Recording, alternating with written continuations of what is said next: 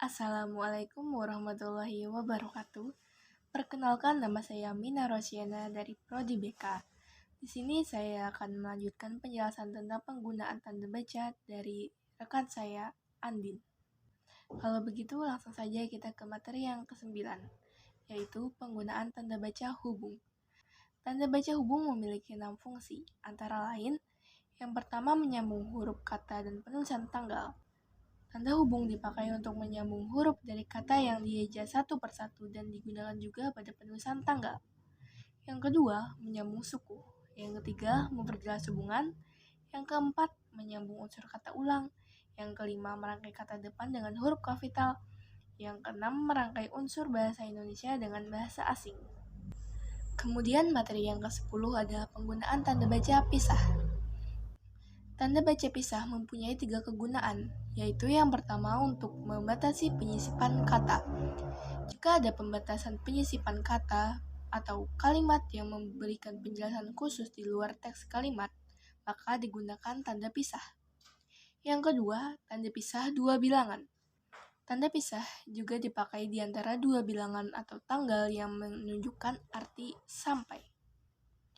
Yang ketiga, penegasan keterangan aposisi. Tanda baca pisah bisa dipakai untuk penegasan keterangan aposisi atau keterangan lain sehingga kalimat menjadi lebih jelas.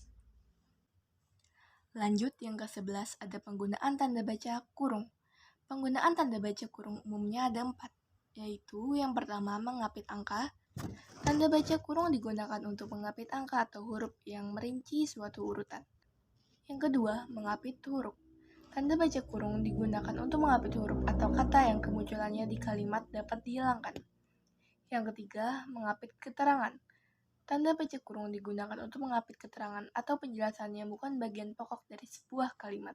Yang keempat, tambahan keterangan. Untuk menjelaskan keterangan yang berupa abreviasi, digunakan pula tanda kurung. Yang ke-12 ada penggunaan tanda baca siku.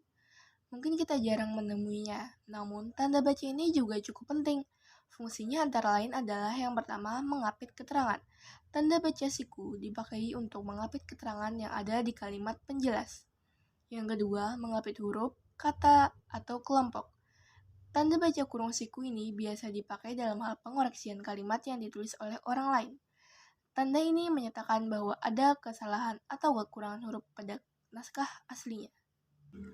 Kemudian yang ke-13 ada penggunaan tanda baca garis miring. Pasti kalian sudah tidak asing lagi dengan tanda baca ini. Tanda baca garis miring mempunyai fungsi antara lain yang pertama sebagai pengganti kata hubung. Garis miring digunakan sebagai pengganti kata hubung dan atau serta tiap atau per. Yang kedua dipakai pada nomor surat dan kalimat. Tanda baca garis miring juga dipakai dalam nomor surat serta penanda rentang masa tahun yang terbagi dalam 2 tahun kalender. Lanjut ke nomor 14, penggunaan tanda baca apostrof. Mungkin tanda baca ini terdengar asing, namun tanda baca ini juga memiliki fungsi penting, antara lain yang pertama penggunaan kata khusus. Dalam penulisan, tanda ini digunakan dalam penulisan nama serta kata khusus dari serapan bahasa asing. Yang kedua, menunjukkan penghilangan bagian kata. Tanda apostrof juga dipakai untuk menunjukkan penghilangan bagian kata atau angka dalam tahun. Lanjut ke materi yang selanjutnya yaitu nomor 15, penggunaan tanda baca petik. Tanda baca petik memiliki banyak fungsi, namun di sini saya akan mengambil yang umumnya saja. Yang pertama, petikan langsung. Tanda petik berfungsi sebagai pengapit petikan langsung dari pembicaraan dalam naskah atau bahan tertulis lain. Yang kedua, penutup kalimat. Tanda petik dipakai sebagai tanda baca ungkapan yang dipakai dengan arti khusus pada ujung atau bagian kalimat. Yang ketiga, mengapit istilah ilmiah. Tanda ini juga bisa dipakai untuk mengapit istilah ilmiah yang kurang dikenal atau memiliki arti khusus. Yang keempat, mengapit judul. Tanda petik dipakai untuk mengapit judul syair, karangan, atau bab buku yang dipakai dalam kalimat. Dan yang selanjutnya, nomor 16, penggunaan tanda baca petik tunggal. Tanda baca petik tunggal memiliki 2 fungsi, antara lain yang pertama mengapit makna. Tanda petik tunggal dipakai untuk mengapit petikan yang ada di dalam petikan lain. Yang kedua, mengapit petikan di dalam petikan lain. Petik tunggal juga digunakan dalam penulisan untuk mengapit makna, terjemahan, atau ungkapan asing. Dan nomor 16 tadi menjadi materi yang terakhir. Kemudian yang 17 adalah penutup.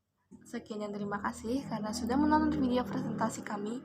Semoga bermanfaat bagi kita semua dan semoga apa yang kami sampaikan tadi kalian sudah mengerti tentang penggunaan tanda baca dan fungsi. Demikianlah beberapa hal yang dapat kami sampaikan. Sebelumnya kami memohon maaf yang sebesar-besarnya kepada ibu dosen dan teman-teman yang menonton. Apabila di dalam penyampaian tadi mungkin ada kesalahan kata atau kalimat. Sekian, terima kasih. Wassalamualaikum warahmatullahi wabarakatuh.